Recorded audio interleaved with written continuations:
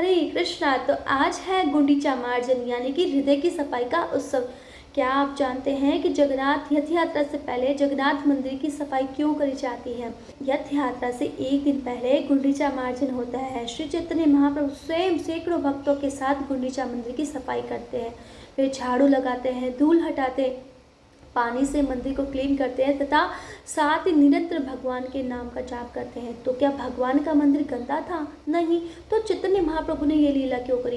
Actual में चैतन्य महाप्रभु हमें यहाँ पे गहरा संदेश देना चाहते हैं, क्योंकि ये जो गुंडीचा है वो हमारे हृदय का प्रतीक है, और जो भगवान स्वयं जगन्नाथ है वो स्वयं कृष्ण है। इसलिए इस हृदय का जब हम मार्जन करेंगे तभी तो इस हृदय में भगवान जगन्नाथ, भगवान श्री कृष्ण हमारे इस हृदय में विराजित हों। यदि हम चाहते हैं श्री कृष्ण हमारे हृदय में विराजित हो तो हमें इस हृदय का मार्जन करना चाहिए। महाप्रभु ने केवल ऊपर ऊपर की सफाई नहीं, उन्होंने बार बार मंदिर को साफ किया। छोटी सी छोटे तिनकों, धूल और रेत के कणों तक को बाहर निकाला, यहाँ तक कि प्रेमाश्रुओं से भी मंदिर को पवित्र करा।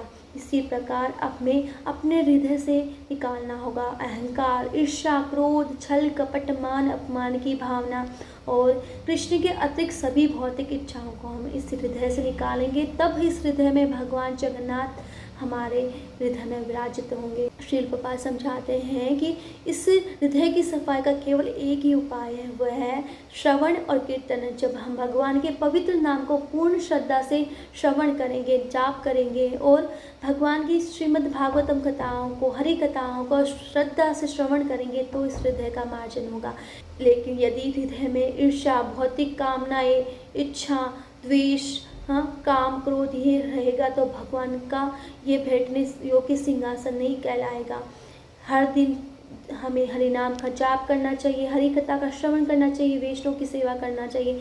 अपने भीतर छिपी हुई धूल को पहचान कर उसे बाहर निकालना चाहिए, तभी हमारा हृदय गुंडीचा मंदिर की तरह शुद्ध और शीतल और सुंदर बनेगा, जहाँ श्री श्री जगन्नाथ, बलदेव और सुभद्रा महारानी सदैव विराजमान रहेगी।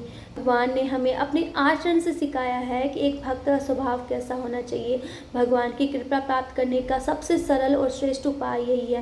वास्तव सेवा तभी कहलाती है जब हम उसे भगवान के नाम का स्मरण करते हुए, भगवान का नाम बोलते हुए इस सेवा को हम निरंतर कृष्ण नाम के साथ करते हैं।